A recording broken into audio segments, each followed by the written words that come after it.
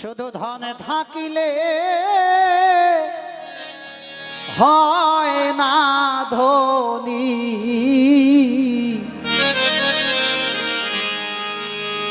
ওরে কৃষ্ণ ধন যার নাই হিয়া,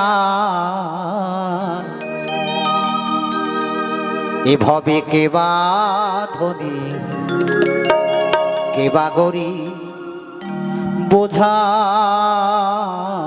বড়দা।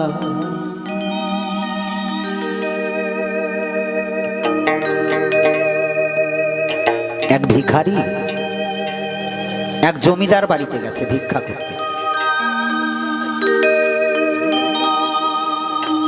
তো জমিদার বাড়িতে গিয়ে জমিদারকে জিজ্ঞাসা করছে।